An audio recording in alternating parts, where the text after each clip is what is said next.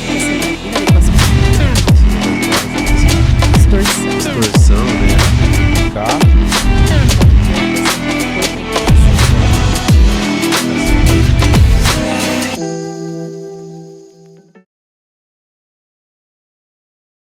Sejam muito bem-vindos a mais um Independência Química Podcast, esse programa que está sendo colocado no ar, né, Isaac, para trazer informações sobre dependência química, codependência. E hoje a gente vai falar de situações a qual está trazendo um grande prejuízo para a sociedade. Exatamente, né? Os jogos patológicos, as famosas bets, casas de apostas.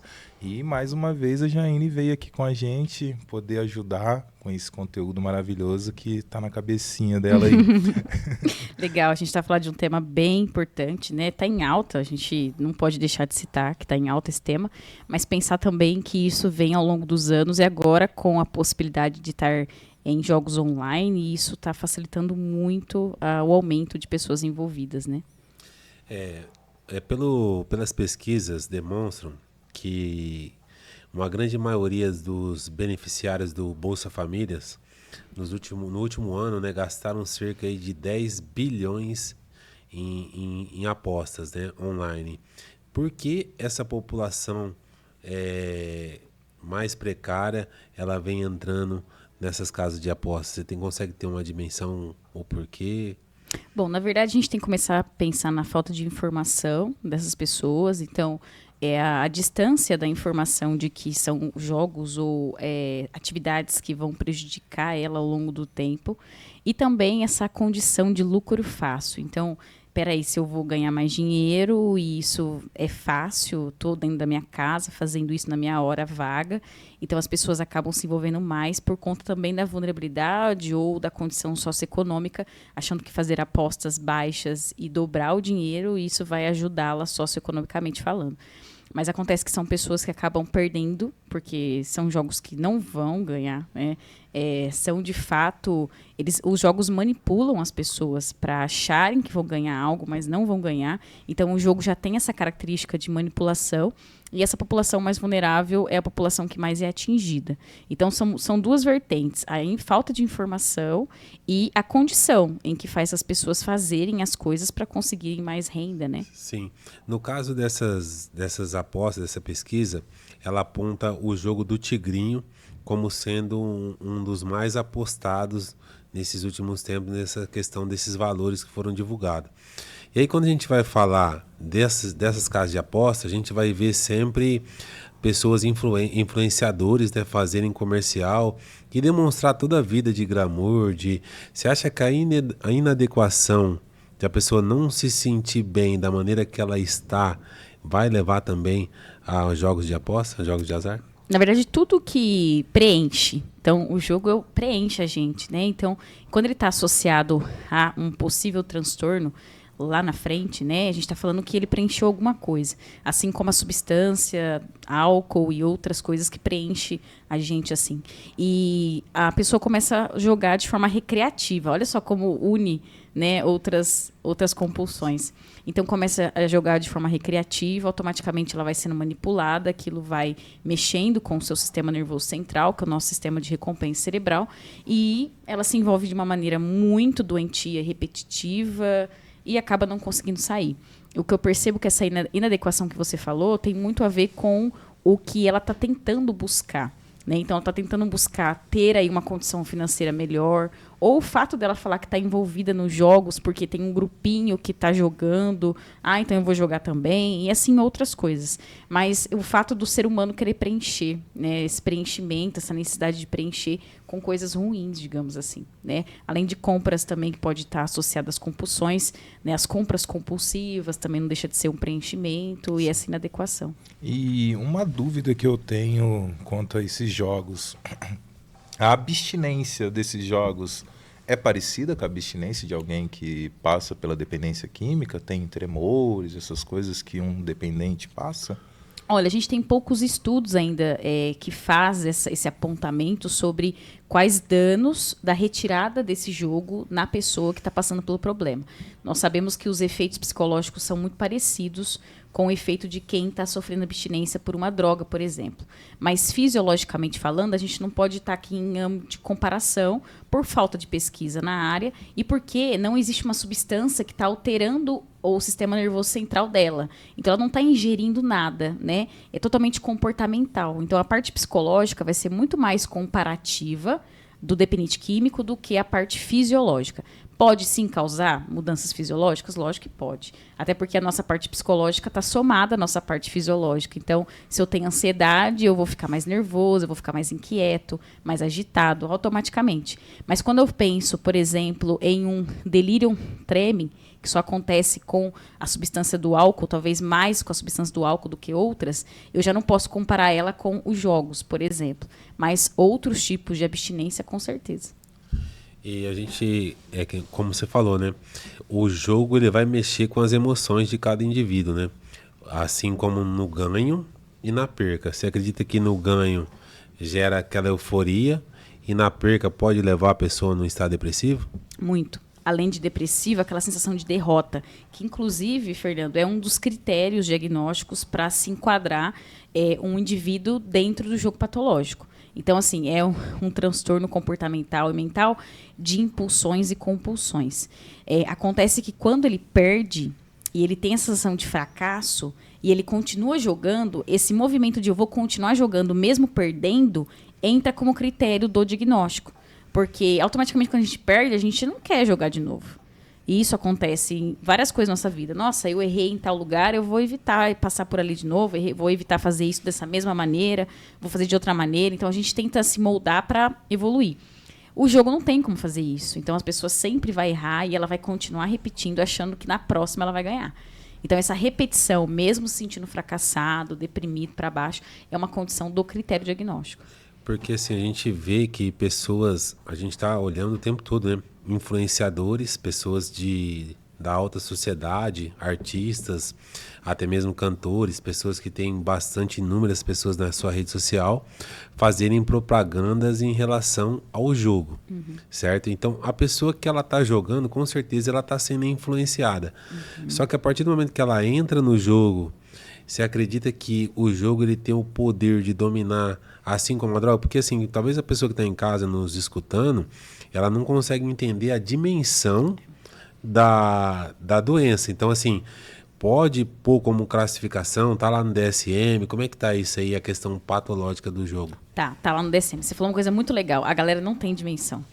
E a gente está vendo essas divulgações dos influencers, até mesmo dessa investigação, né, que está acontecendo atualmente no nosso mundo, né, sobre essas questões dos jogos, e as pessoas lidam com isso ou falam sobre isso de uma maneira tão natural.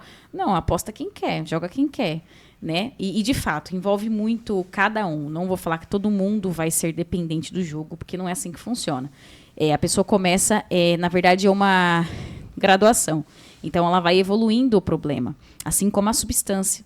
Tá? Então, a pessoa faz uso recreativo, ocasional, depois acaba fazendo uso abusivo de risco, depois dependência. E é praticamente a mesma coisa.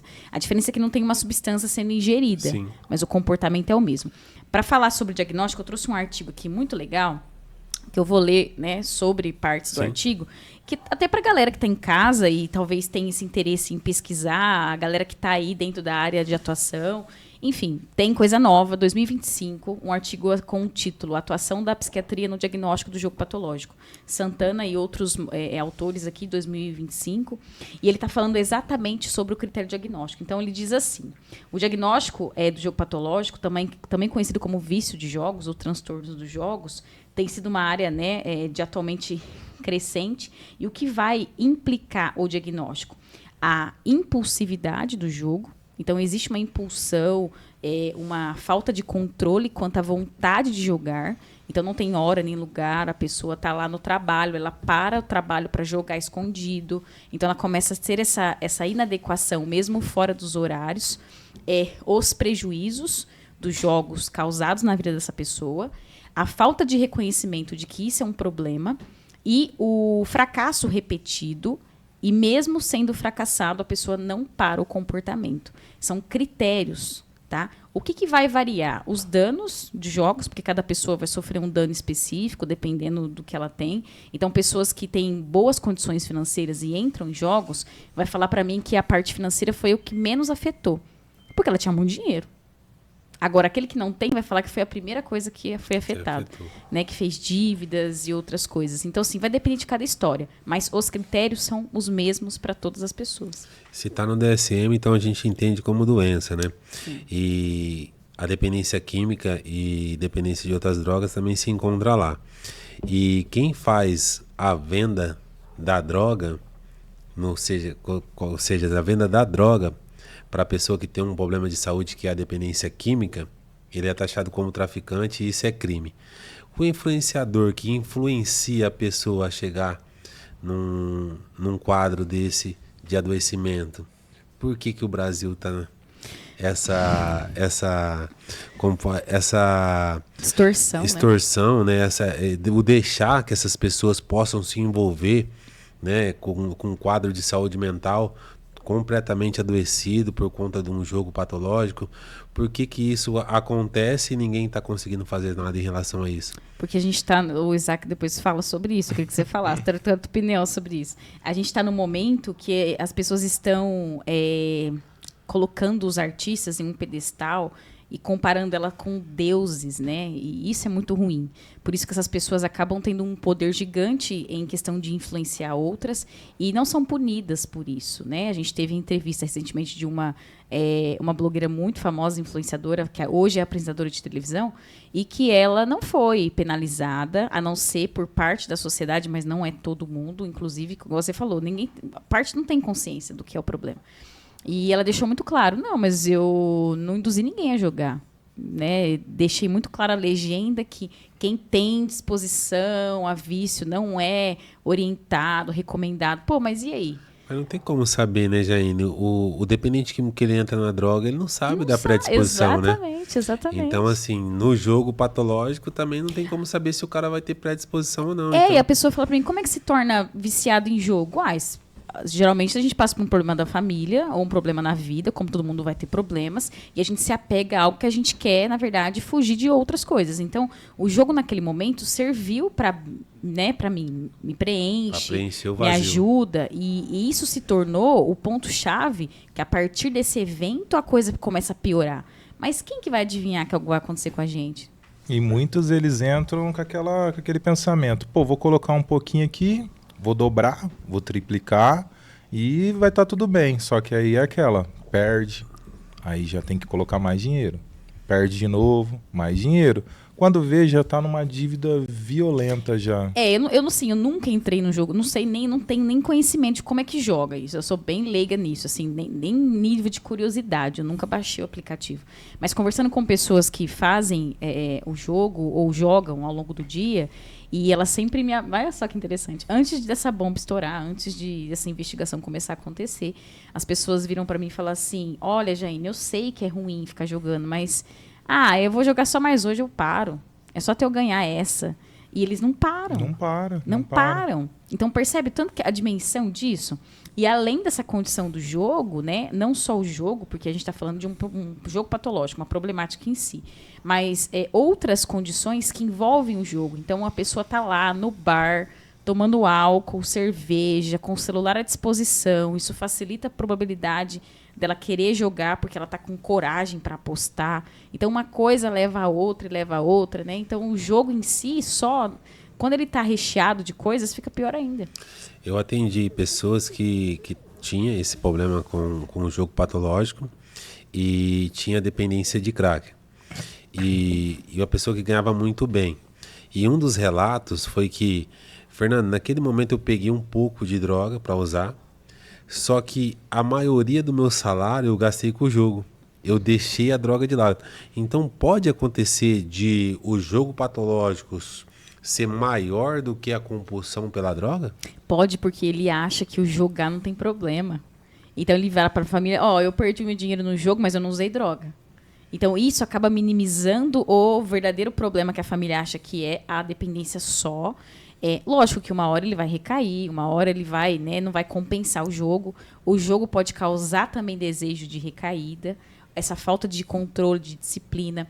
Mas isso vai acontecer ao longo do tempo. Por enquanto, ele vai continuar sendo enganado por ele mesmo, achando que está tudo certo. Essa euforia de ganhar pode levar a um estágio de emocional que ele vai ficar legal. Ou Mas até de a hora perder. de perder o processo depressivo, você acredita que pode levar ele As para as duas drogas. coisas, porque ele ganhou, ele merece. Pô, mereço. Vou Certo. usar, vou beber, vou me divertir. A olha lá. dopamina do jogo nem se compara com a dopamina da droga. Olha, vou te falar que compara. É. Compara. É a sensação boa, né? De perder, de ganhar. Peraí, eu perdi, vou usar droga, vou melhorar meu humor. Se eu ganhei, eu vou usar droga porque eu preciso muito conter essa minha euforia, eu preciso me comemorar. Então, essa dopamina é a mesma coisa. A diferença é que, como eu falei antes, a substância não existe no jogo. Então, não tem nada afetando, né, biologicamente. Então, por isso que os danos são diferentes. Outros prejuízos. Mas a parte psicológica, social, é a mesma coisa. Né? Então, as pessoas se afastam. A depressão, outras comorbidades, como a gente viu. Inclusive, esse artigo fala sobre a tendência dessas pessoas desenvolverem transtorno compulsivo obsessivo, ou até mesmo transtorno de ansiedade, relacionada a esse jogo patológico. Então, a parte psicológica é muito afetada. Não tem a substância sendo ingerida, mas tem os danos psicológicos. A gente percebe que a compulsão e a obsessão, ela sempre está ligado aos vícios, né? Então, ou seja, vício de compras, vício de... Então, nesse processo do jogo patológico, a obsessão de ganhar o tempo todo, ela vai ser muito maior do que a de perder, né? E o cara desenvolve um toque facinho aí, viu, Fernando? Facinho. E o problema dele desenvolver outras comorbidades é que as pessoas não olham para elas. Né? Por mais que a gente sabe que o jogo, se um indivíduo está acometido pelo jogo, o jogo é o centro ali, né? É o nosso maior foco para resolver. Se esse cara desenvolver um toque ou desenvolver uma ansiedade, ele vai ter que cuidar disso o resto da vida. E muitas vezes ele não vai aceitar. Ou até mesmo reconhecer que foi pelo jogo. Né? Então, entra a culpar outras pessoas, aquela síndrome de perseguição. Entra outras situações geradas pelo jogo. Então, tá vendo quanto prejuízo, além do comportamento, né? Socialmente, isso vai ser danificado também. Então, ele perde casamento, perde relacionamento, perde contato com familiares, perde emprego e outras coisas. Então, a parte social também é danificada, mas a galera tá jogando e tem que tá tudo bem. Coloquei a legenda lá que não é recomendado. E aí? Mas eu acredito assim que o ganho aí, a visão aí é financeira, porque assim, ó, o jogo tigrinho na China, ele é proibido. E no Brasil ele é legalizado. Então o jogo vem da China. Então tem alguma coisa aí que é da parte financeira mesmo. O Brasil, ele foi apostado nas casas de aposta 61 bilhões de reais. Esse dinheiro foi tirado de algum lugar. Então vai lá na frente, a gente vai ter prejuízo. Mas eu acredito que o prejuízo maior é na saúde mental. Muito. E tá tendo muita, que nem essa pesquisa que eu mencionei aqui, tá tendo muita coisa, né? Então, assim, comparando pesquisas sobre jogos patológicos, de 2006, que foi um período em que eu consegui pesquisar, que não é tão antigo, mas não é tão novo, a gente está falando de 19 anos, e 2025, 2024, o maior número é atual, né, de pesquisas sobre esse tipo de temática, principalmente na saúde mental e psiquiatria. Ou seja, muito mais necessidade de internação ou de intervenção para esses indivíduos do que antes, que eram acometidos por jogos, mas que não era muito perceptivo ou que não se danificava uma população de uma maneira muito grande ao mesmo tempo. Então, quando a gente está falando de influenciador, a gente está falando de, né, facilidade online, a gente está falando de pessoas que são acometidas, várias pessoas ao mesmo tempo. É uma coisa, está se tornando, na verdade, um colapso. E as pessoas, né, ainda, como você falou, minimizam os prejuízos porque não se dá conta da dimensão que é o problema. E quando a gente está falando de dependência química, eu tenho que falar disso. Sim. E outras doenças mentais. Então, eu estou falando do bipolar, estou falando do borderline, estou falando do esquizofrênico, ou seja, pessoas que já têm, né, distúrbios aí gravíssimos para tratar, e entra numa onda dessa, a pessoa, de fato, não tem estrutura para diferenciar, né, o que é vida real e o que não é vida real. Então, se envolve muito nessa condição online, não só de jogo. a vida virtual, de certa forma, né? Mas se envolve muito nessas condições e acabam deixando de olhar para o problema, deixa de se tratar e a coisa só piora, só piora. E o problema ele já está enorme, né? Quando a gente fala de dependência química, a gente sempre vem com dados aí de mais de 28 milhões de pessoas que sofrem com pelo menos um dependente químico na família, né? E aí agora entra essa onda do jogo, que a gente sabe poucas coisas em relação ao que seria um tratamento. E você acha que hoje, no Brasil, a gente está preparado para tratar essas pessoas que estão entrando na compulsão por jogo? Não estamos. A gente não está. Os profissionais não têm informação sobre isso, sobre estar no DSM. Até talvez tenha sobre estar no DSM, mas não tem, na verdade, condições de lidar com essa nova tendência. Até porque muitos profissionais também acham que é inofensivo. Não tem condição, né? Então, a gente não tem ainda um lugar específico para receber essas pessoas. A gente recebe, talvez, essas pessoas acometidas em lugares inapropriados por falta de um lugar específico para tratamento. Então, acaba fazendo aquele jogo de que vamos levar porque vai dar certo, é o que tem. Né? E não são lugares apropriados em alguns momentos. Então, a gente não tem estrutura, nem profissional e nem institucional. Na dependência química, a gente sabe que tem que ter lá toda uma característica para que a pessoa possa se tornar um dependente químico. Mas nós não temos estudos, nós não temos muita coisa em relação ao jogo patológico. Então, quer dizer, a pessoa talvez ela pode desenvolver, mesmo não tendo patologia, mas ela pode se envolver num vício do jogo? Pode, porque é comportamental. Assim, é por ser também parte do nosso comportamento, assim como compras. Por exemplo, o vício por compras está muito ligado ao bipolar. Eu falo muito isso nas terapias em si. Porque o bipolar, na fase mania, ele acha que ele tá com a bola toda. Então, ele vai comprar, ele vai dar para o outro, ele vira uma pessoa sensacional. E quer ajudar todo mundo, e ele acha que ele tem esse poder. Então, acho que a palavra ideal para descrever a mania do bipolar é poder. Então, ele compra, ele torra o cartão, ele torra tudo, faz dívida, tudo. E entra o jogo. Aí o bipolar vai lá e começa já a apostar. E ele acha que ele pode apostar tudo, porque tudo vai voltar para ele. Ele tem essa sensação que tudo vai dar certo. Na verdade, é um delírio, né? Achando que esse poder vai ser, de certa forma, aceito, que ele tem esse poder de controle com o jogo, que ele controla o aplicativo. E outras condições que acaba... na verdade, a gente entra na famosa mania de grandeza. Nossa, você trouxe um negócio aqui que o cara que estava apostando, esse cara que estava no uso de droga, ele falava para mim que ele tinha o poder de controlar o jogo. Que absurdo. Ele se acha mais inteligente que os outros. Porque... ele acreditava que ele estava no poder do jogo e controlando aquele jogo ali. Ó, eu tenho o segredo, os seus horários. Absurdo. Ele achou que entendeu o algoritmo. Achou que ele tinha entendido o algoritmo que Mancada, ia entregar para ele. Ele vai perder. Então, assim, esse poder da mania tá em outras patologias. A gente falou do bipolar. Eu acredito que você até entendeu ele, né? Muitos, na verdade, são tantos. Mas, assim, essa sensação, essa irrealidade de que eu vou conseguir é uma característica já de um critério diagnóstico, porque a pessoa perdeu contato com a realidade. Como que ela acha que ela vai controlar um jogo que não existe controle? Na verdade, o único controle é todo mundo vai perder. Na verdade, esse é o único controle do jogo. Né? Não existe essa possibilidade. Então, a pessoa, ela cria isso, né? Enfim. Tanto que eu tive acesso com um influencer, né? Que eu fiz um trabalho para ele. E ele foi chamado para divulgar esse jogo do Tigrinho. Só que aí que quando mandavam para ele, a plataforma que mandavam para ele era uma. Para os influenciadores, que eles ganhavam fácil e tal.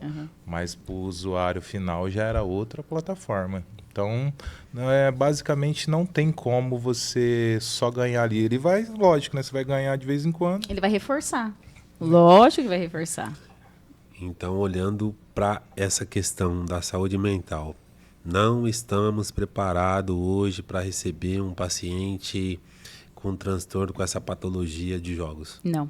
A gente tem inclusive pouquíssimos eventos científicos sobre isso. Na região mesmo, recentemente, eu não soube de nenhum evento científico, ou até mesmo seminários, palestras, para levar informação. Não existe. Eu acho que é algo que deveria ser mais pensado. Por que não existe também? Porque estourou agora a bomba. Sempre existiu o jogo patológico? Sempre. Esse aumento é por conta das redes sociais, dessa facilidade online de jogar. Então, igual eu falei, atinge mais pessoas no mesmo tempo, né? Então, isso se torna mais preocupante do que antes, por mais que existia. Mas é algo dispensar os profissionais aí, dando um recado agora, vamos pensar, né, nessas possibilidades de criar eventos para poder passar para os profissionais, para a população, sobre essa problemática. É porque a gente percebe que a dependência do jogo, ela gera uma série de fatores equiparável à dependência química.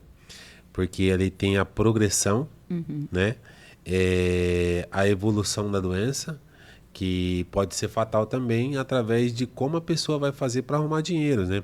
Porque dias atrás eu recebi uma ligação de um pai que falou que o filho se envolveu com jogos de apostas, tinha acabado com todo o dinheiro que tinha na conta, entrado no cheque especial, aí pegou dinheiro com a agiota e estava com uma grande dívida com a agiota que precisaria internar. Então a gente já percebe que uma série de comportamentos é basicamente ligado ao mesmo comportamento dependente químico. E como que a gente vai fazer diante de uma situação como essa? Para parar essa pessoa que já está num processo progressivo? Então, não tem lugar para levar ele. Não Não tem lugar. Na verdade, assim, o que a gente pensaria numa intervenção em que colaboraria, primeiramente, tirar o aparelho, né? Porque ele não está tendo controle, vai ficar com o aparelho e as dívidas e tudo mais. No caso, se ele tiver acometido de fato na saúde mental e relacionado a outros danos, é indicado uma internação psiquiátrica. Quando ele se coloca em risco, coloca terceiros. Então, ele já está endividado, já pode ir atrás da pessoa, cometer loucuras mesmo para cobrir essas dívidas, ou até mesmo começar a desenvolver uma síndrome de perseguição, porque ele acha que todo mundo quer pegar ele porque está devendo para muitas pessoas. Ou uma depressão também. Depressão, risco suicida, se colocando em risco, autoagressividade. Então, assim, pode ser indicado uma internação, mas tem que ter outros fatores agravantes. Então, você percebe que para quem está no meio do caminho, não tem fator tão agravante, fica meio sem o que fazer. Lógico, a gente vai procurar ajuda profissional. Então, terapia, psiquiatra, tem que estar acompanhando. Mas, infelizmente, como eu falei, é baixo ainda o assunto, está em baixa, por mais que nas redes sociais não está, na área da saúde mental ainda não está em alta. Deveria ser falado mais sobre isso. A primeira reação que vai ter uma pessoa que faz parte do jogo patológico é a negação? É a negação. Como na dependência química? A negação. Não, amanhã eu vou parar. Gente, eu jogo só quando eu tô de boa. Jogo um pouquinho. Eu não aposto, não. Eu só quero ver como é que funciona. Não aposto. Nem tem dinheiro, vou apostar por quê? Eu só pego bônus. Eu só tô brincando só, eu não aposto, não. Quando eu aposto é R$5 só pra ver se eu ganho 10. E aí não consegue ver o tamanho do fundo do poço que está chegando. Não consegue. As principais comorbidades que pode trazer, então, esse jogo patológico é a depressão e a ansiedade? Sim, na verdade, nem a depressão associada às pesquisas, mas é a ansiedade e o transtorno obsessivo-compulsivo, que é o TOC. São as duas coisas relacionadas como as mais, né, vistas aí em comorbidades. Mas é lógico que a depressão está associada, porque a perda vai causar prejuízo, danos, né? Então, essa pessoa vai se sentir, na verdade, culpada, ou até mesmo outras características aí. Então, a depressão entra. E o uso de droga e álcool. A pessoa bebe para esquecer que perdeu no jogo e assim por diante. E você acha que é possível alguém jogar só por lazer? Você acha que é possível? É possível. Não vou falar que não é. É possível, né? Acontece que a gente não tem noção do que pode acontecer com a gente ao longo da vida e aquilo se torna prejudicial. Aquilo se torna, na verdade, um remédio. Remédio, entre aspas, né? Como o álcool, a droga. Tem pessoas que usam recreativamente a vida toda. Mas, em determinado momento, algo pode acontecer para eu usar aquilo como válvula de escape. E agora, eu jogo essa pergunta para os meus pacientes. Quem consegue ver o futuro para saber? Ninguém consegue. Então, assim, se é prejudicial, se existe um risco, vamos se afastar disso, né? É complicado, né? Uma situação bem complicada que a gente não tem noção da onde a gente vai conseguir parar. Então, e a gente falando ainda de rede social, só vou pontuar umas coisas aqui. Como é integrante, né? Tipo, interessante até. As pessoas estão focadas nos jogos de apostas, isso foi falado. Mas quando fala de prejuízo, a galera dá um passo para trás. Mas o foco agora é o bebê reborn, né? Nossa. Aí todo mundo quer falar de bebê reborn. Eu estava acompanhando uma psiquiatra que trabalha comigo, inclusive, e ela estava comentando sobre essa condição das mídias, né? Do tanto que as mídias, na verdade, impõem um assunto que nem é tão alarmante assim, ela falou desse jeito. É claro que existem pessoas que se apegam às bonecas, existem essas pessoas acometidas a uns transtornos mentais, mas que isso está na nossa população de uma forma geral, não está. Mas as mídias impõem muito Elas isso. querem fazer como que é a nova febre do momento. Exatamente. Mas aí o pessoal esqueceu dos jogos. É. Percebe? Não, já vão, é verdade, faz sentido agora. E ela falando isso, gente, como que a gente é tão enganado tão facilmente pela internet, a gente não percebe. A gente é manipulado a todo instante. Mas então, o nome influenciador já vem de influência, né? Então, por exemplo, uma pessoa que ela está sendo influenciada por outra e ela está se deixando se influenciar, automaticamente ela está naquele processo se sentindo inadequada. É aí que eu queria chegar. Por que eu queria chegar aí? Porque eu entrei para a dependência química por me sentir inadequado. Eu me senti inadequado, eu me comparava muito com as pessoas. Ou seja, aí tá o cara lá, ele tá mostrando tudo que ele tem dentro das redes sociais dele. E aquela pessoa tá vendo isso. Automaticamente ela tá sendo influenciada por aquela pessoa. Ninguém coloca um cara quebrado que não tem nada de rede social lá para fazer uma propaganda de casa de aposta. A gente vai ver só São pessoas né? bem-sucedidas, né, que parecem ser bem-sucedidas. A gente sabe que não é, se é ou não é, mas parece. E os valores são astronômicos para aquelas pessoas fazerem aquelas propagandas. Então, até que ponto a inadequação ela vai levar aquela pessoa a se tornar tanto dependente químico quanto dependente patológico do jogo? São os nossos vazios, né? Sim. Então a gente tem os nossos vazios ao longo do tempo, pessoas mais, outras menos, mas a gente tem vazios e a gente fica nessa comparação, essa autocobrança, querendo preencher, como eu já falei essa palavra antes. Então nós procuramos coisas para nos distrair muitas vezes, ou eu quero aquilo que aquela pessoa tem, mas eu não estou percebendo o que vai acontecer comigo para eu chegar até lá. E se eu vou conseguir chegar? Né? Porque tem isso, a gente não consegue chegar, não consegue alcançar. É igual você falou, o influenciador, ele tem toda a artimanha ali, um discursinho florido. A gente usa essa frase na psiquiatria. Discurso florido. É quando a pessoa fala muito bonito, mas não entrega nada. Discurso florido. Então, o influenciador tem esse discurso florido. Só que não entrega nada. Ele só cativa as pessoas, né? E, infelizmente, lógico que tem a parte positiva, tem influenciador que faz um belíssimo trabalho para quem quer, na verdade, crescer, melhorar de vida. A gente tem aquela galera que posta coisa boa, né? Tem. Mas tem aquela galera que ganha dinheiro. E a gente está tão cego nas redes sociais que a gente não está conseguindo, na verdade, diferenciar quem que, de fato, eu devo seguir ou, na verdade, parar para ouvir, porque a gente perde tanto tempo com isso, né? Sim. A gente perde muito tempo na internet. Eu mesmo estava fazendo umas contas, inclusive no nosso aparelho celular, eu não sei dizer aonde ainda, mas tem um lugar específico para você contabilizar o tempo gasto na internet, nos aplicativos, seja Instagram. Eu acompanho. A gente gasta muito tempo. Fala um pouquinho sobre, Isaac. Eu não sei aonde que mexe lá. Não, velho, na configuração, você configura ele vai te mostrar ali quanto tempo que você passou com o celular, ou quais que são os aplicativos que você mais teve uso e tal. Mas sabe uma coisa que eu queria falar, que está em alta esse assunto? É a Virgínia e o Zé Felipe. Eles se separaram, só que aí ela, muito esperta com marketing, o que ela fez? Ela postou lá que, não, gente, não é traição, não foi nada disso. Mas vocês viram que o Candy Crush tá pagando bem? Ai, não é ela possível. aproveitou do momento em alta dela para ir lá fazer o pessoal gastar com o Candy Crush, cara. Exato. Na verdade, assim, é um dos exemplos, né, que a gente percebe o tanto que tem de seguidor, o tanto que seguidores perdem tempo olhando. E aí, como eu estava falando, a gente não está conseguindo diferenciar aonde que está o ser humano que não consegue perceber o que faz bem e o que faz mal. Né? A gente perdeu essa lógica, tipo, faz bem, faz mal. A rede social, o celular, hoje, tecnologia, tem muito benefício. Mas tem muita coisa ruim também. A gente está perdendo muito tempo. Então, lembrando dessa contabilidade, fica a dúvida na galerinha aí, coloca aí essa conta para vocês verem se fecha. Você passa mais tempo com seus filhos ou mais tempo perdendo tempo no Instagram, né? E aí? A gente percebe essa condição. Eu escutei uma frase esses dias falando, nossa, geração tá perdida, essa geração. Porque agora é geração beta. 2025 é da geração beta. E geração Z, 2000 pra cá. Nossa, tá perdida a geração, só você não sai do celular, aquela coisa. Mas os pais, os avós também estão no celular e não são dessa geração. E aí? A gente está sendo muito manipulado de verdade, assim, pensando nisso, Fernando.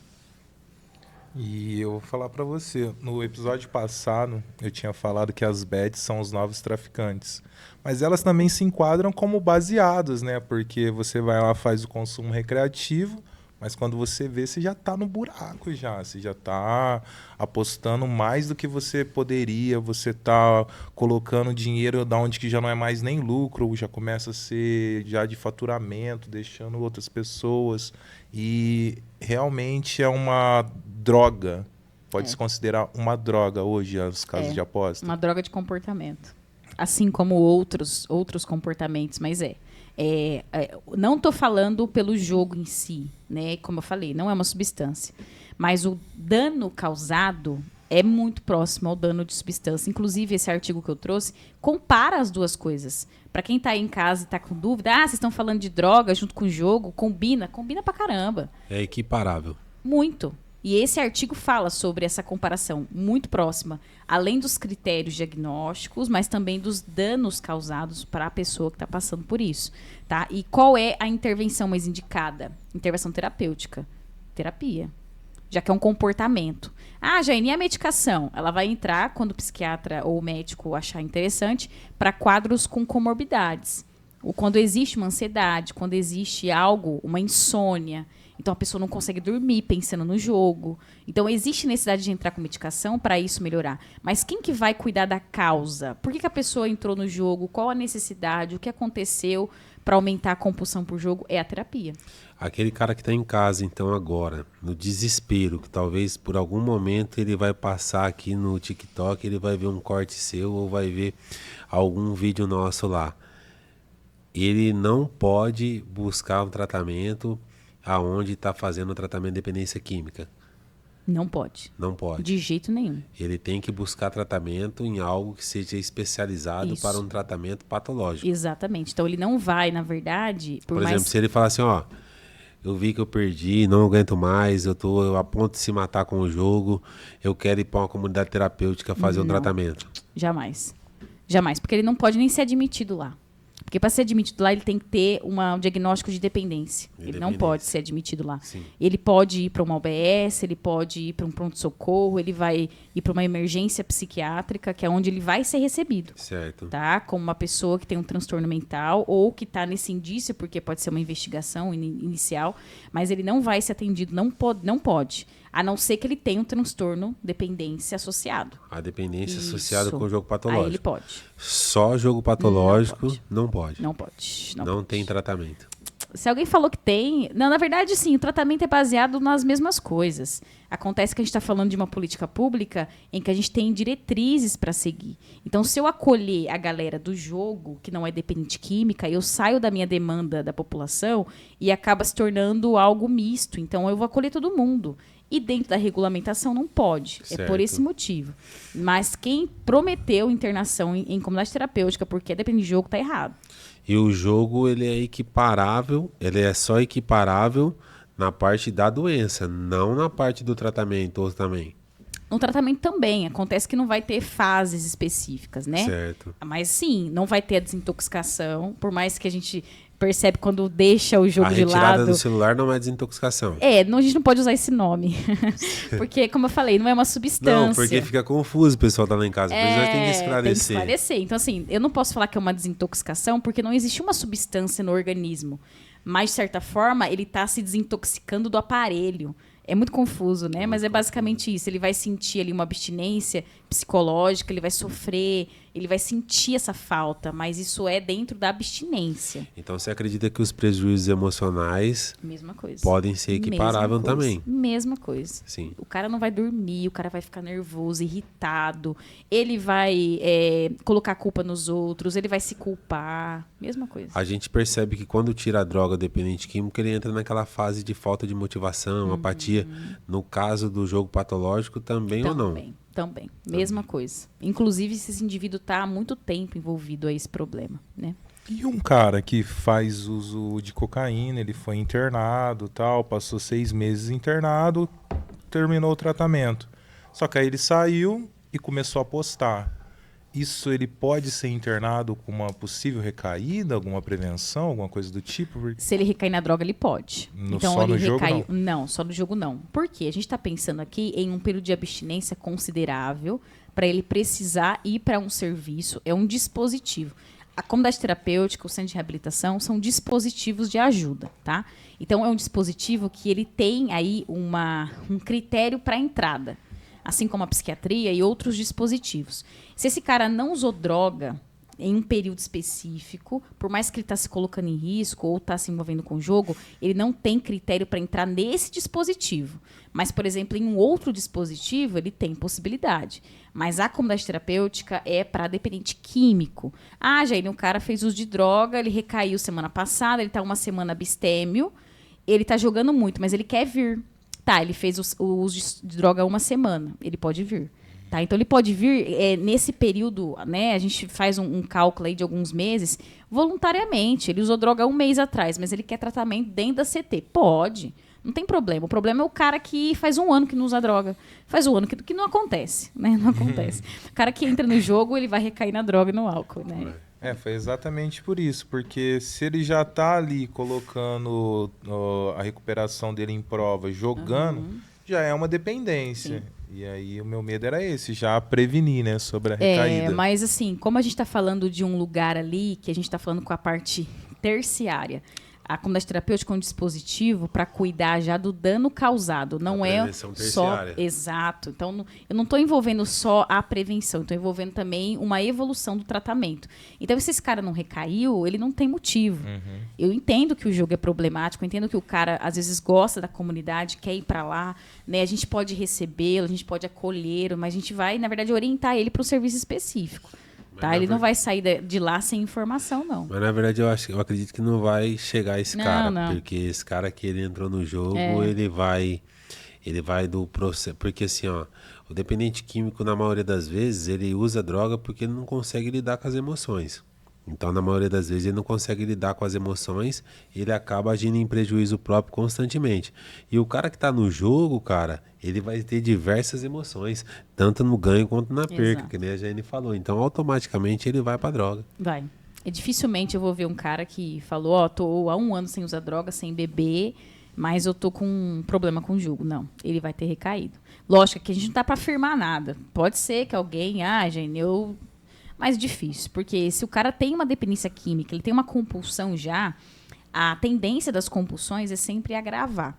Né? Então, o jogo vai puxar ele para a droga, assim como a droga pode puxar ele para o jogo. A gente vê pessoas que estão em abstinência por um período, entre aspas, e se envolvem com sexo, mulher, jogo, compras, nessa tentativa de preencher alguma coisa. Mas, na verdade, são pessoas que deveriam estar em terapia para entender o porquê estão buscando esse preenchimento. Bacana que você trouxe aí que envolve outras compulsões.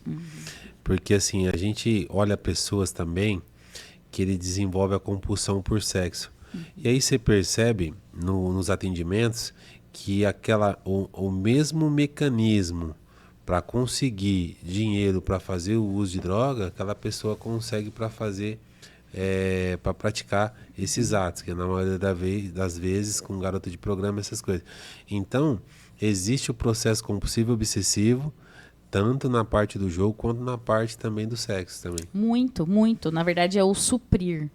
Né? Como eu falei antes, tem diferença homem para mulher vai para comida, mulher vai para compra, homem vai para sexo, para jogo. Tem essa diferenciação imposta, né? Imposto culturalmente falando, masculinidade, feminilidade. Então, não esperam que a mulher tenha vício por sexo. Se a mulher tem vício por sexo, ela é julgada como uma pessoa promíscua e assim por diante. Mas pro homem tá tudo certo. Ele é homem, né? Sim. Então, o homem já vai com essa tendência, a mulher vai com outra tendência, mas ambas são prejudiciais. Ambas. E na maioria das vezes também, Jaine, que ela tem a tendência também daquela mulher que ela fica em casa o dia inteiro, ela tem entrado também nas apostas, né? Muito, do jogo, né? Muito. Porque ela fica ali o tempo todo, aí celular na mão, e acaba que entrando. E o quanto que é difícil para a mulher ou para homem é mais difícil? Tem como ter uma direção em relação a isso? Tem como saber se a depressão ela vai pegar mais o homem ou a mulher? Tem como ter um entendimento sobre isso? Eu vou embasar em pesquisas que falam sobre a dependência química na mulher, dependência de álcool. A mulher, ela demora mais para falar, por conta desse julgamento social, né? Então, esse estereótipo, mulher não pode beber, não pode usar droga. Então, quando ela faz o uso, ela esconde muito mais que o homem. O homem já conta, posta na rede social, drogas aceitas, né? Não as não aceitas. Mas, assim, a mulher tem essa coisa de eu não vou falar tanto porque eu vou ser julgada, minha família acha que isso não é coisa de mulher, não deveria fazer. Então, nas pesquisas, a mulher já é, de fato, a pessoa que mais esconde, ou seja, o problema agrava muito para ela chegar em um pedido de ajuda. Então, eu vou embasar isso nos jogos. Sim. Pensando que o jogo visto, né, não é comparado à droga de forma nenhuma, mas que essa condição de, né, gênero. Opa, peraí, mulher jogando, apostando, isso é coisa de homem, tá no bar, bebendo cerveja, apostando, jogando, né? Mulher não pode jogar. Mulher, bar, cerveja e jogo não combina. Nunca combinou para a sociedade, né? Então, assim, o jogo tá dentro desse universo masculino. Então, a mulher que faz o jogo, né, tem esse jogo patológico, o vício por jogo, ela também vai ser uma das pessoas que vai demorar muito para falar do problema. E a hora que chegar a falar, já tá num nível muito agravante. Ô, Jaine, a gente estava falando sobre o Instagram, né? Hoje o Instagram ele pode ser considerado uma droga, né? Porque ele é tão viciante como até as casas de aposta, né? Você pega ali, você vai rolando aquilo ali, vai rolando. Perde um tempo, né? Tanto o Instagram como o TikTok, né? E sempre parece que as pessoas são felizes ao extremo ali. Qual o efeito colateral disso na nossa mente? Olha, fantasia. São fantasias, na verdade, que a gente tem quando criança. A gente tem fantasia quando é criança, né? A gente conversa com amigo imaginário, a gente tem, assim, uma criatividade maravilhosa na infância, né? E isso vai se perdendo com as nossas responsabilidades. Quando eu vejo uma pessoa que se perde nesse meio de mídia, eu vejo que ela, na verdade, está fugindo de responsabilidades. Então, ela voltou a ser aquela criança na fantasia. Então, eu tô perdendo tempo. Por quê? Porque tá mais gostoso ver a vida do outro, eu ficar idealizando como seria, ou eu idealizar o que seria com a minha vida, nessa comparação, nessa inadequação, que o Fernando falou muito essa palavra hoje. Então, assim, eu percebo que é uma necessidade de, opa, peraí, eu não quero ser responsável, então eu vou ficar aqui no meu cantinho, vou voltar a ser criança aqui na minha fantasia. E isso é um problema para a sociedade. Então, muito. Essa pessoa ela fica presa na criança interior. Isso, exatamente. Naquela criança interior dela e ela não sai dali, ela fica presa o tempo Somos todo condicionados. Somos condicionado. condicionados. Então, assim, não estou falando que isso acontece com todo mundo, porque tem gente que perde tempo na rede social quando ela tem tempo para perder. E tá tudo certo, ela tá tranquila, não tem problema perder tempo. O problema são pessoas que perdem tempo sem ter tempo. Então, ela está colocando isso na frente do trabalho, na frente da família, na frente de outras coisas. E é aí que mora, né, o problema, o perigo, digamos assim. Então, para quem está lá tranquilo, tem lá suas 4 horas por dia para ficar na internet, está tudo certo. Agora, quando ela não tem e está ficando até mais horas por dia, é aí que ela tem que tomar cuidado. Porque a gente não está aqui para falar que a internet é ruim. Até porque a gente está aqui hoje levando informação pela internet também. Mas é o que eu estou consumindo na internet, o que eu estou vendo na internet, o que está me agregando, não está me agregando. E é uma pergunta que eu deixo para todo mundo se fazer. Será que eu estou perdendo tempo, né? Ou eu estou ganhando tempo com a internet? Porque eu posso tanto aprender como coisas boas como coisas ruins. Né? Então eu volto naquela condição da infância, da fantasia, da idealização e assim por diante. Na nossa época de infância, a gente não tinha isso, né? Você falar isso para uma adolescente, para uma criança hoje, eles falam, pô, como assim? Nossa época era jogar futebol, era bete, era bolinha de gude. Só que hoje não. Hoje as crianças, os adolescentes, eles são viciados em curtidas, em status. E como pode se comparar, né, aquela nossa época com a época atual de hoje, com o nosso cérebro? Os valores se inverteram muito, né? Na nossa época, vou falar na minha, porque eu também vivi isso, talvez, né, não muito, mas o jogar bola, queimada, futebol, era brincadeira. Isso. Hoje, jogar bola, queimada, futebol é esporte. É. Olha só como é que muda as versões. Mudou a dinâmica? Mudou. Agora é um esporte. Então, agora está relacionado à saúde e agora é adulto que faz. tinha Não é parado mais pra criança. pensar por esse lado. Criança não, criança brinca de tecnologia, brinca de aparelho. Criança não brinca de bola, bola é esporte. Tá? Então, na minha época era brincadeira, hoje é esporte. Eu sei que o tema não é esse, mas eu queria abordar esse tema aqui com você, Jenny, no campo da psicologia. Qual que é a sua opinião sobre isso?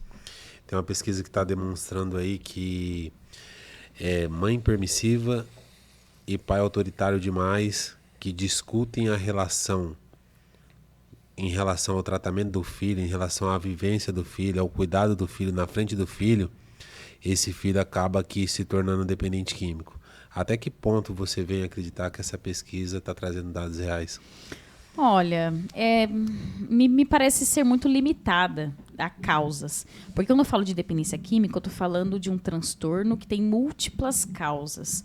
Então, você está me trazendo uma causa, né? Conflito familiar, a exposição de problemas, a falta de manejo adequado. Eu acho que isso favorece, isso tem um ponto importante para quem tem o diagnóstico, vai retratar a vida da infância como conflituosa, pais com dinâmicas muito diferentes, formas de disciplina diferente. Então, a gente sempre sabe que um bate, o outro passa a mão, né? É normal. Mas quando isso é muito nítido, de uma maneira em que eles brigam entre eles, têm confrontos, eu acho que isso é um prejuízo. Mas eu não posso determinar isso unicamente. Então, vamos lá, é múltiplas causas. Então, está envolvendo a nossa genética, está envolvendo a nossa parte psicológica, emocional, de controle, de autoconhecimento. Mas pode ser um padrão. Pode. Assim, vamos colocar como um diagnóstico concreto, mas pode ser um padrão que pode levar à dependência química. E a outra pergunta é, a ausência de pai também pode ser padrão? Pelo tanto de atendimento que você tem na área que você vem atendendo ao longo dos anos, a falta de pai também pode se encaixar como padrão, não como regra? Eu vou usar a palavra tendência. Eu acho que fica melhor que padrão. Tendência, uma tendência. Ou seja, ele teve todos os motivos lá para buscar droga. Aí não teve pai. Ixi, é uma tendência. É uma tendência, sim. Tem pesquisas que falam sobre a ausência paterna. Tem pesquisa, não sou a gente que está falando. Tem pesquisas que falam, né, sobre a ausência do pai, o tanto que isso influencia na construção desse indivíduo que busca a substância para suprir coisas, ou até mesmo para se engajar ou fazer parte de grupos socialmente aceitos entre eles, né? Então ele passa a ser o homem da casa, então ele toma atitudes mais impulsivas, se envolve com pessoas perigosas, traficantes e até assim mesmo por diante. aquele cara que tem um pai dentro de casa, mas não exerce o papel de pai. No modelo de mundo dele, ele acredita que não. Exato. As pesquisas apontam mais a ausência de fato física. Né? Não é só emocional, mas física. Ou seja, a mãe criou sozinha, né? Lógico que a gente está falando aqui, não quer dizer que toda criança que não vai criar com pai vai... Não, mas é uma tendência nas histórias. Não é via de regra. Não, de forma nenhuma. É uma tendência. Então, existe uma falha ali na composição familiar, entre aspas, falha porque ninguém fez o papel de pai também. Porque por mais que não tenha um pai fisicamente, não teve um tio, um avô que supriu esse papel de pai, então isso colabora. Ô, Fernando, uma pergunta que eu queria perguntar para você, né? Como você já está nesse meio da dependência química, atuando aí, salvando vidas há mais de 10 anos, como que você vê uma pessoa que sai do tratamento antes do tempo que ele deveria ter ficado dentro do tratamento? Você enxerga isso como uma possível recaída em breve, cara? Cara, é complicado falar, porque quando a gente vai falar, a gente tem que falar olhando para as vivências, né? E assim, eu acredito assim, o dependente químico, ele já é estruturado a mente para começar e parar. Para começar e parar. Então, tudo que ele começa, ele para no meio do caminho. Na maioria das vezes, né? E eu acredito no tratamento. Se eu me coloquei à disposição lá, fui lá, procurei ajuda, entrei lá, a Jaine falou para mim, tem desintoxicação, conscientização, ressocialização. Eu tenho que estar disposto a seguir o processo que foi me imposto para mim. Agora, a palavra de falar de abortar no meio do caminho já fala de um não cumprimento de algo que foi me imposto para mim, né? Então, assim, eu vejo isso, eu fico muito triste quando eu vejo alguém abortar. Mas por que você fica muito triste quando você vê alguém abortar? Eu trabalhei 4 anos na comunidade terapêutica, onde mais de 5.000 pessoas sentou na minha frente e falou que estava bem, que ia parar de usar e recaiu inúmeras vezes. Então, assim, a vida vai te mostrando que as pessoas que estão abortando o processo não tá dando certo. Agora, aquele cara que ele fez o tratamento com assim, compromisso, com constância dentro do processo, é as pessoas que estão dando certo. Então, assim, é muito difícil você falar, mas eu acredito eu acredito mais naquele cara que ele pegou começo, meio e fim, foi e fez. Na maioria das vezes ele conseguiu, dentro do processo, mostrar quem realmente ele é, porque dentro da comunidade terapêutica tá cheio de cara bonzinho. Entendeu? Quando ele fala, cara, eu já tô bem já, eu preciso resolver outras coisas, porque se eu não resolver também não adianta nada eu ficar aqui. Esse cara aí, na maioria das vezes, ele repete, ele volta à instituição, ou ele recai na droga. Assim, pelas experiências, né? Mas eu conheço também pessoas que ficou um mês na instituição, dependendo de crack, 26 dias, e hoje tá 14 anos limpo. Então, assim, mas esse é um que eu vi em cerca de quantos que passaram? É uma anamolia, como que fala a palavra correta? Você me pegou agora, hein? Alguma fora da caixa. Esse daí foi fora da caixa. Mas assim. aí quem que eles querem seguir de exemplo? É aquele que... Adivinha! Eles querem seguir de exemplo o cara que ficou 26 dias. O cara que ficou vida é mais fácil. Só que talvez não tenha a mesma resiliência, a mesma constância. Oportunidade. A mesma oportunidade, o mesmo potencial. O mesmo propósito que ele teve. O mesmo propósito que ele teve. Até essa pergunta... Analogia. Até essa pergunta que eu ia fazer pra Jaine. Analogia, anamolia, alguma coisa assim. Eu acho que é assim, mais ou menos. Até essa mesma pergunta que eu ia fazer pra Jaine agora. Eu acho que eu respondi essa daí. Respondeu bem. A que eu ia fazer pra Jaine agora é questão assim, quando que você... Meu Deus. Pegou e decidiu assim, eu vou trabalhar com dependência química. Esse é meu propósito. Ou vou para psicologia. Quando você entendeu que aquilo era algo que ia te mover, aquilo era algo que ia te levar a buscar resoluções para os problemas das pessoas. Quando você decidiu, falou, não, é isso. Olha, Fernando, você fez uma pergunta muito boa agora. Eu decidi, quando eu já estava atuando com dependência química, e aí eu decidi fazer uma pós-graduação com família, para trabalhar as famílias dos dependentes químicos. Eu acho que foi a hora que eu assinei a minha matrícula da pós-graduação, foi no momento que eu falei, eu vou fazer isso da minha vida, eu vou trabalhar com essa população. Quando eu percebi que o desafio era muito grande com família, pelo amor, você sabe, né? Nossa, é muito difícil. Por que é muito difícil? São várias pessoas com vários temperamentos, tentando resolver da maneira que eles acham melhor. Então, assim, são coisas que a gente tem que, né, ponderar e saber manejar. Então, é muito difícil por esse motivo. Tem condições de trabalhar muito, bem feito, muito. Mas é complicado, a gente precisa aprender muito para trabalhar com família. Eu tenho que estudar sempre para trabalhar com família. E no momento que eu decidi fazer essa pós-graduação, foi quando eu falei, vou ficar na área. Vendo a dificuldade, né, e o benefício que é conseguir ver uma pessoa, uma família, né, bem. Talvez o cara não ficou limpo da substância, mas eu consegui passar informação para a família conseguiu ficar mais tranquila, ou até mesmo ele conseguiu ficar limpo e conseguiu acalmar a família e vice-versa. Nesse momento, eu percebi que eu precisava fazer isso da vida. E quando você recebe uma informação ou uma ligação que aquilo que você fez deu certo para a vida daquela família, é aí que você percebe que é a melhor escolha da sua missão e propósito? Com certeza. E quando eu vejo pessoas falando que é fácil fazer isso, trabalhar com dependente químico, trabalhar com família, é pessoa que não sabe fazer nada. Eu adoro trabalhar com família, eu amo, é minha vida. Não, você não sabe trabalhar. Você faz, não é porque você tem facilidade. Você faz porque você vê o benefício. Porque não é fácil, nem a família, nem o indivíduo, nem todo esse contexto de dependência química, centro de reabilitação, a equipe multidisciplinar, a burocracia, política pública. É muito difícil trabalhar na área. Mas você não vê facilidade, mas você vê o desafio dando resultado, né? Tendo resultado. Isso é benéfico. Eu fico muito feliz, sim, demais. Eu não posso falar que não. Fico muito feliz, mas acontece que é uma área muito pouco valorizada, né?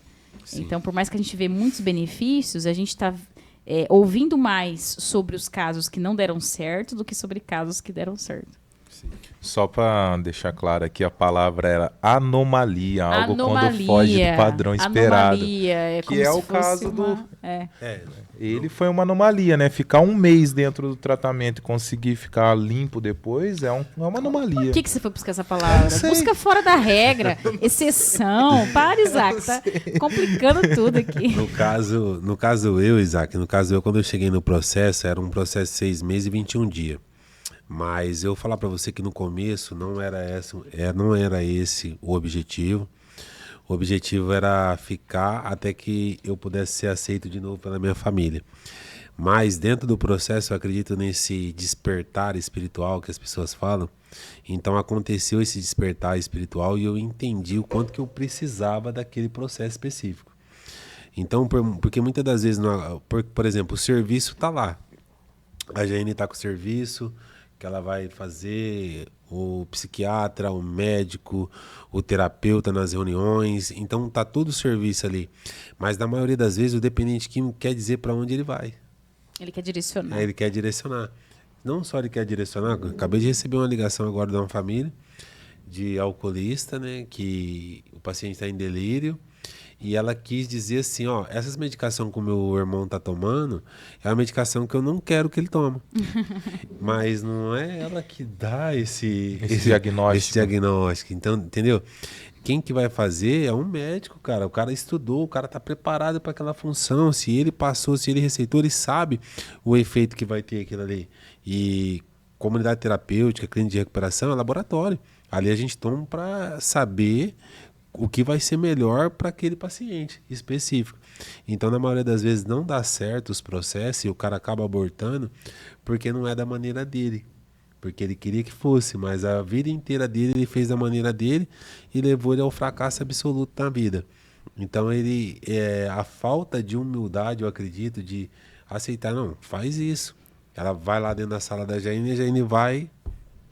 A gente volta a falar da criança interior, né? É. Porque criança não gosta de ser contrariada. Você gostou? Eu não gostava. Eu odiava ser contrariada. A gente, né? Não, mas quando você erra, né? Não, a gente tem uma palavra maravilhosa que descreve a infância chamada birra. Birra, era a palavra Birra. que eu ia falar agora. É. Eu fazia birra. Birra, teimosia, arte, né? Assim como outras, assim, que a gente pode usar de sinônimos. Mas, na verdade, a gente tem que deixar esse comportamento de ser tudo do meu jeito quando eu percebo que o mundo não gira ao meu redor.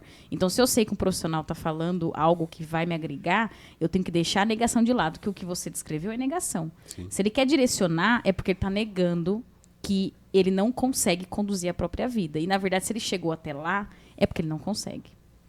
Uma outra coisa também que faz com certeza um dependente químico recair é o auto-engano. Muito. Vamos falar do jogo de novo? Auto-engano. Eu vou jogar isso aqui pra distrair, não vai dar nada, não. Quando ele vê, ele já tá na dívida, já tá bitolado, paranoico, se sentindo perseguido. Já não, eu preciso usar uma só pra melhorar meu humor. Que eu tô... Então, assim, ele acha que não vai dar nada. Ou mesmo sendo orientado...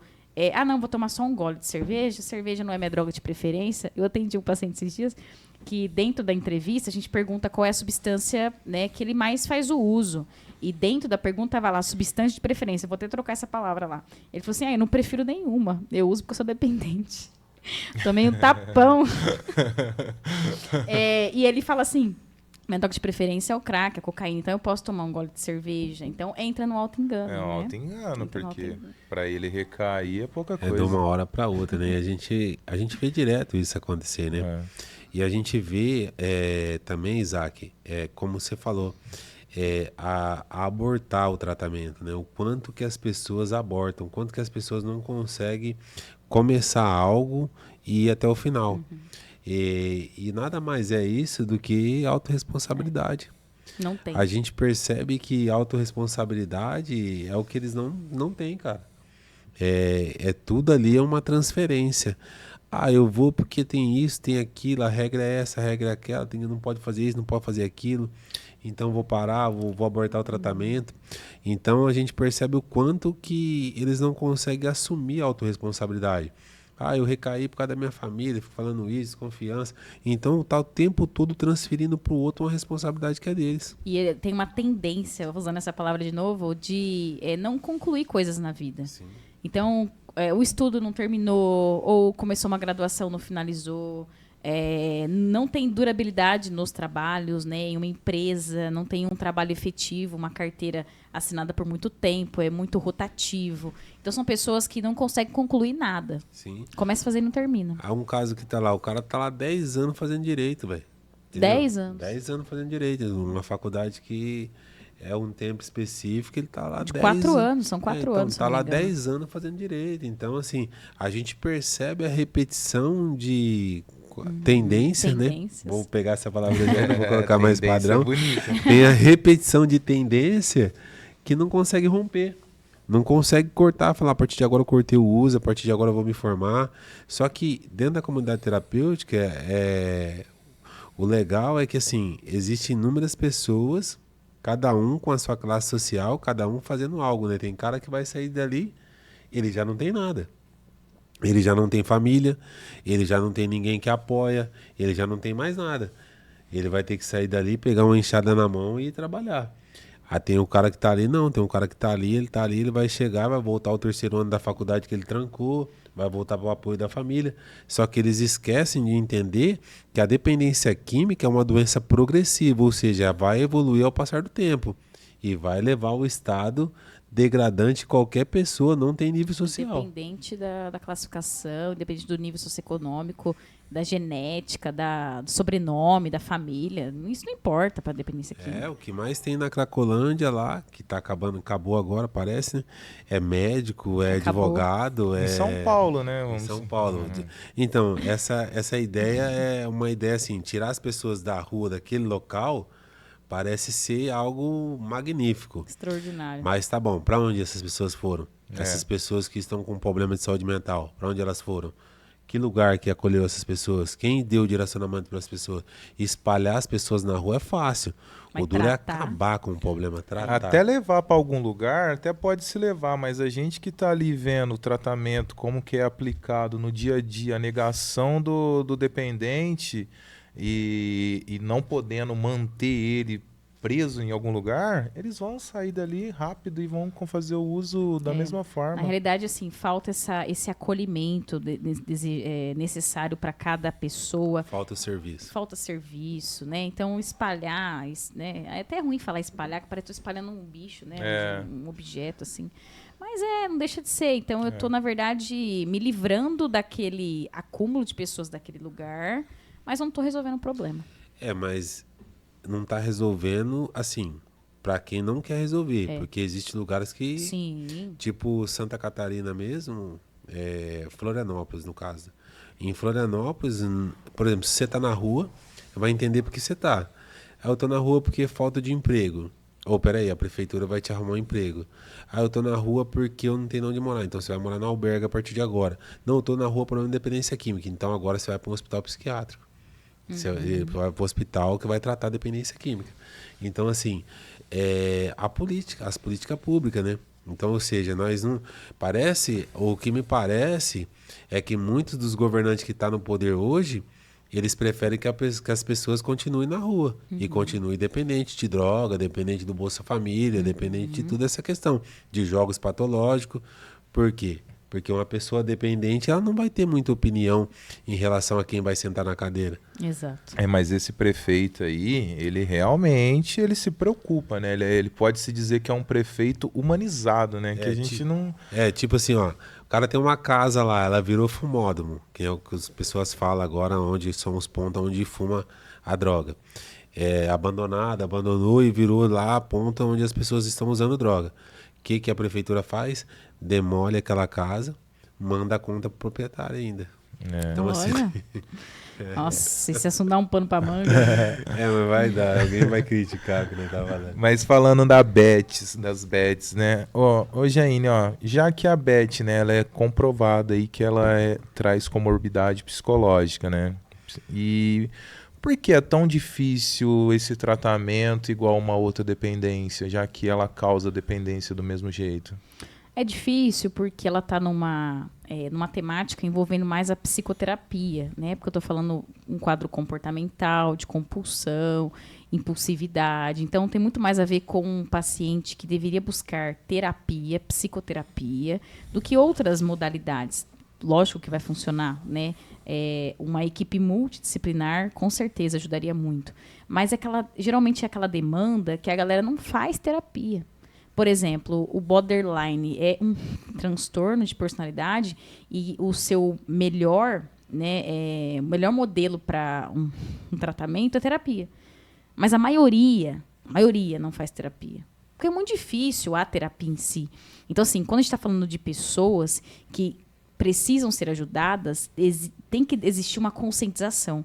Então, quando a sociedade não impõe ou não pensa em campanhas para isso acontecer, fica difícil. Então, a gente vê poucas campanhas de saúde mental no Brasil. A gente vê lá o Janeiro Branco, Setembro Amarelo, né, Junho Branco agora, que a gente tem que falar sobre a campanha sobre álcool e droga, né? Mas é pouco falado sobre saúde mental, campanhas que enfatizam a saúde mental. E, de certa forma, são pessoas que acabam não se conscientizando e não buscando ajuda. E a terapia é um tratamento voluntário. Se a pessoa ir contra a vontade na terapia, não vai ter resolução. Ela tem que estar envolvida no processo. Então, por isso que é muito difícil, viu, Isaac? Assim como outros problemas que envolvem a importância da terapia, por exemplo, a dependência química, é importante a terapia no processo. E a galera me pergunta, por que tantas reincidências, tantas recaídas? Porque a galera não adere à terapia. Eles não conseguem ver o problema de fora, entender conflitos internos, do porquê o envolvimento, onde estão as causas, aonde está de fato o problema. Não é a droga o problema, a gente já falou isso várias vezes aqui. E as pessoas não aderem à terapia. O problema é que vai na terapia e vai lá e mente, começa a mentir. Vai para conversar. É que a terapia, assim, de fato, funciona da porta para fora. Então eu vou lá com o psicólogo, né? Você teve experiência com terapia já, Isaac? Não. Então, assim, eu vou lá com o psicólogo, eu converso com o psicólogo e minha cabeça fica turbilhão, né, de coisas. Eu até duvido que aquilo funcione. Na verdade, muitas pessoas duvidam. Eu saio da porta do consultório, eu começo. E isso é terapia. É quando eu começo a pensar naquilo que eu deveria fazer ou deixar de fazer. E aí, quando eu vou na próxima sessão, eu já consigo levar ideias melhores ou estruturar melhor que a terapia está fazendo algo na minha vida. Está me pondo para pensar, de fato. E é isso que a terapia vai fazer. Jaine Galhardi, sua aula de terapia. Minha terapia está sendo aqui, ó, toda quarta-feira. Você já foi em alguma terapia já, Fernando? Com certeza. Vixe, muitas terapias, muitas. Foram 6 meses, mas depois que eu saí também fiz muita terapia. Olá. Eu recomendo terapia, tem que ter, porque é algo que faz a gente pensar fora da caixa, faz a gente olhar possibilidades, faz a gente pensar com mais clareza, né? E aí a vida segue, tem que ter terapia, tem que ter alguém. Nós tá num caminho errado, tá numa direção errada, tem que ter alguém que vai te dar uns insights. Direcionar. Vai fazer você pensar fora, né? Vai trazer perguntas que vai fazer você ver se aquela decisão que você está tomando está certa ou errada. E principalmente no começo, eu vejo os caras saírem do tratamento, eles meio que fogem de tudo isso. Ele acredita que ele já não é mais um dependente químico. E o erro está aí, né? Porque aí acaba se colocando em situações a qual não vai conseguir falar não tem um apoio de ninguém na terapia para saber que ele não pode estar ali naquele lugar com aquelas pessoas. Na verdade, ele saber ele pode, né? Mas aí ele vai no auto-engano dele, na autossuficiência e se coloca em situação a qual não consegue falar não, volta de novo ao de droga. É o que mais a gente vê. É o que mais a gente vê. Essas pessoas que saem e falam, pô, não tô usando droga. Pô, tava internado 6 meses e usar droga como? Uma total autossuficiência, né? Porque acredita, saiu e acredita, não precisa de mais nada. Já posso frequentar ambientes. Exato. Na verdade, todo mundo corre de terapia, independente da patologia. As pessoas correm delas mesmas. E aí tá esse preenchimento aí do mundo, né? Droga, jogo, compra, sexo. Por isso que as pessoas se envolvem tanto com essas coisas. Rede social. Que tem o emocional completamente fragilizado. Exato. E ainda não busca nada para poder fortalecer ele. Estamos chegando ao fim de mais um Independência Química Podcast. Eu acredito que hoje aí a gente falou sobre muitas coisas, mas a gente falou de um problema real. Que é esse problema da patologia de sobre jogos, que vem aí acabando com pessoas, deixando pessoas depressivas. E a gente percebe que é um problema de saúde mental, é um problema que precisa ser olhado com outros olhos, a gente precisa ter uma resposta de enfrentamento para isso. Nós que trabalhamos na área da dependência química e da saúde, né, precisamos ter uma resposta, que nem a Jenny falou, hoje se precisar de uma pessoa buscar um caminho para sair, ele só vai ter algumas opções. Então a gente precisa estudar mais sobre, a gente precisa trazer subsídios que vão sim proporcionar a recuperação de uma pessoa que está passando por um estado desse. É isso aí. E lembrando que esse programa aqui ele só foi possível através do Centro Terapêutico Luiz Caetano. E esse link aqui, ó, tá pagando lá no Tigrinho, viu? Pode acessar aqui.